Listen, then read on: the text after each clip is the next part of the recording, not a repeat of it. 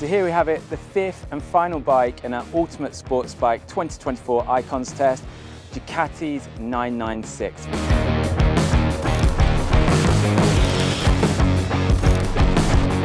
Let's pass over to Johnny, who's going to talk you through it.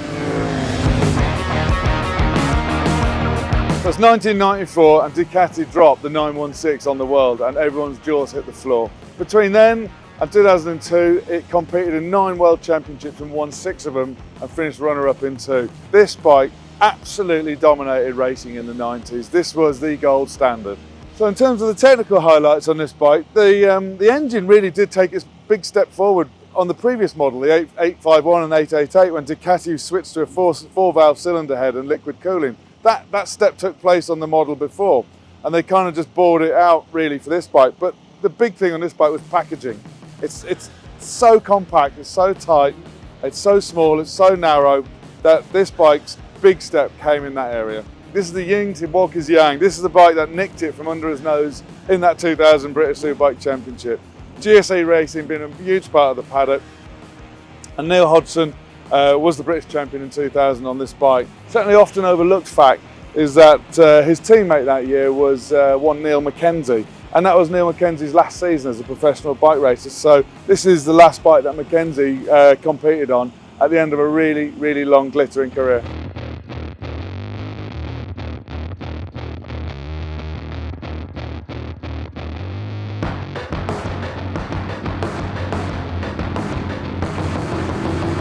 If you asked me at the start of this, if you could have one bike and put it in your living room, what would it be? ZX7. It would be the 996, 100%. I think it's just such a gorgeous bike, timeless. Yeah. 916, 996, 998, they're just unique. They look like a pucker race bike. I love the tubular frame, I love the nice top yoke, just the profile of the fairings, you know, the big discs and the Brembo calipers. It just screams race bike, let alone the twin cans under the seat. Yeah, yeah. Piece of art. Absolutely. I couldn't agree more. You know, this is an icons test. We're looking at icons in this test. You cannot have that conversation without this bike in it. It's as simple as that. It broke all the molds and all the rules when it came out. Although the engine itself was actually quite a dated design, but the rest of it was, as you say, absolutely cutting edge. Did it translate into riding? Do you know what? For me, I was really frustrated with this bike. It rides beautifully, but the riding position for me is the one that gave me the least room to move. Yeah, There's so little compact space in that seat. Everything else, the spacing of the pegs and everything, and for me that's the dominating thing. I mean, I got used to it, as in adapting to not being able to move around as much as I like to, into and out of the corners kind of thing. I sat in it a little bit more than off it, than like I would with the other ones. But it's hard to pick one thing out that's the star, but if I had to, I'm going to pick 2 things. The first thing is the chassis and the agility. It's off the chart compared to the others. It really is. How it does that manoeuvrability. It's so thin and agile, and it stands out completely from the other bikes in the test. And the other thing for me is the engine. The engine is the strongest. Well, we only had one other V-twin engine in this test, but you can see riding this and the 750s, the YZF and the S-Rad and the Kawasaki, why this was so dominant at the time. It's just got so much go, low down, and a chassis that lets you get on with it, get it out there. It is a great package. I mean, funnily enough, being honest, I probably preferred the engine in the SP1. I thought there was a bit more character, a bit more zest to it, more revs as well. Mm-hmm. You know, Yeah. that being the case, I did enjoy riding this bike. It's such a tactile experience. You kind of rev it and you feel it. It's shaking your hands. It's shaking your ass. It's kind of, it comes alive. Loud, isn't it? It's really loud in your face. It does, yeah. And it's a thinking man's bike. You have to kind of, you know, pre-anticipate, you know, what you're doing. The spread of power is quite good. It's got good punch from low down all the way up to the top. In fact, the question is, we were told to kind of stop revving this, you know, higher than where we'd maybe go to. But the point is that it was, yeah, you could tell when you want to be on the drive and when you're in the sweet spot.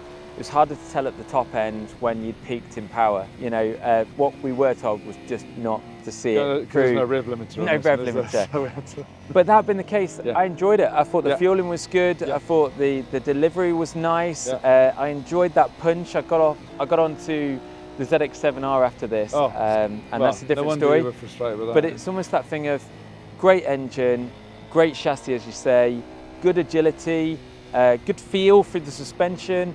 It felt like a race bike. It looks like a race bike. It felt like a race bike. It's compact like a race bike. And I think the riding position is like a modern bike, as in you sit quite high on it. You sit on top of it rather than in it. I mean, 100%. It's the total opposite of the YZF. And the other bikes are somewhere in between. But this is like, well, pick any modern superbike today, Fireblade or anything. You can't sit up high on them, don't you? The BMW. We can see the origins of a Panigale even in this. Yeah, it comes back to completely different bikes. Yeah, but the DNA, it's a terrible cliche. It's there, isn't it? Yeah. It's absolutely evident. No question.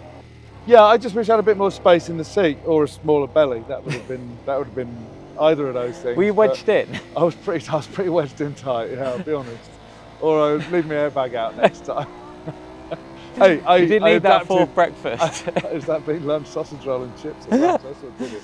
No, but listen, this bike is, despite that feeling, actually, you know, you're right. You sit on top of it, you feel in command of it, you know, and you know, at various points during the couple of days, I've been on each of the bike and I've had that, like we talked about the SP1, that sort of Joey moment and all that kind of thing.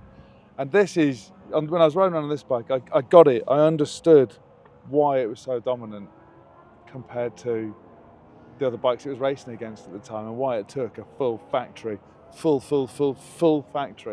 Yamaha to beat this, and a GP rider, Neil Mackenzie, to stop this thing winning every championship it entered.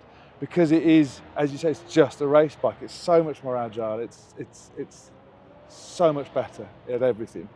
I think it's a massive head turner as well. You know, I mean, any big V twin, you know, of the 90s and noughties in today's world, it's going to draw attention. But for all the good of it, and we've raised lots of good points, I wouldn't say it's the easiest bike to ride. For example, this bike here, it hasn't got a slipper clutch. You know, it hasn't got a blip, it hasn't got a shifter. None of them have.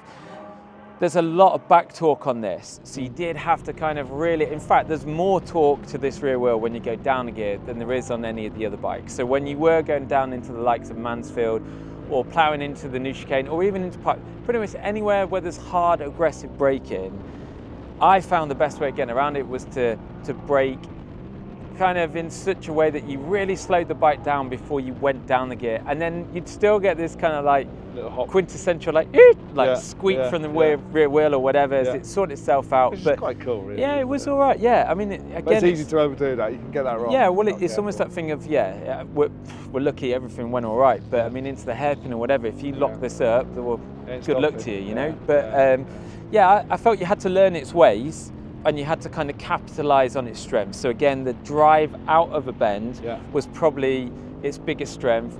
The speed down the straight, probably less so. I mean, what horsepower does this make?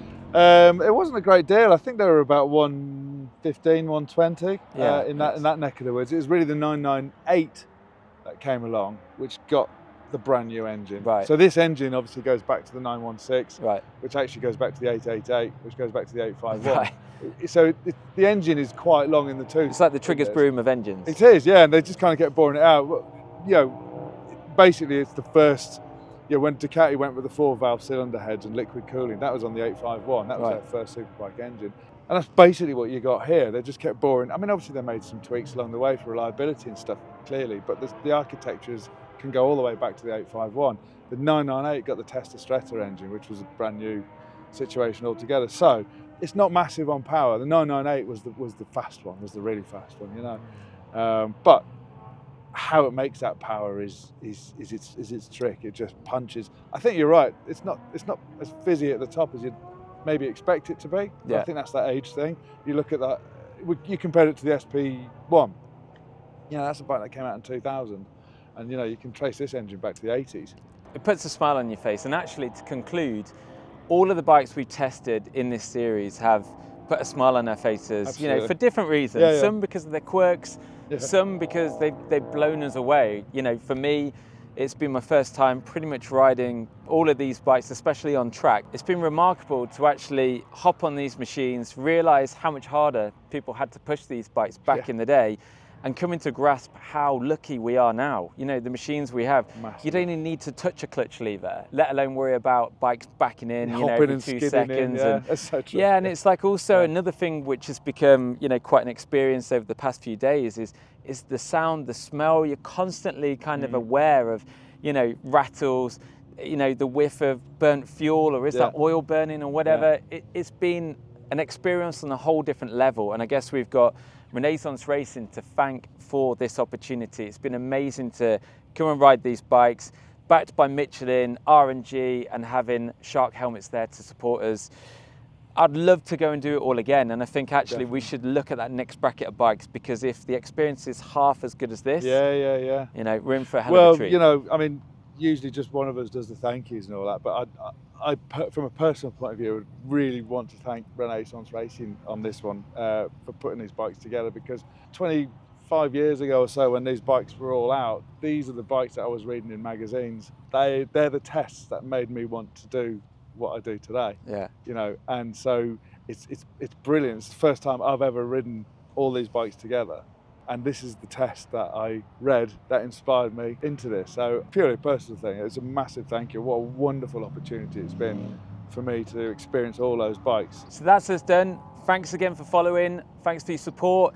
If you've got any suggestions of tests you want to see coming your way, let us know. Put comments below and we'll do our best to make them happen. But for now, that's us done.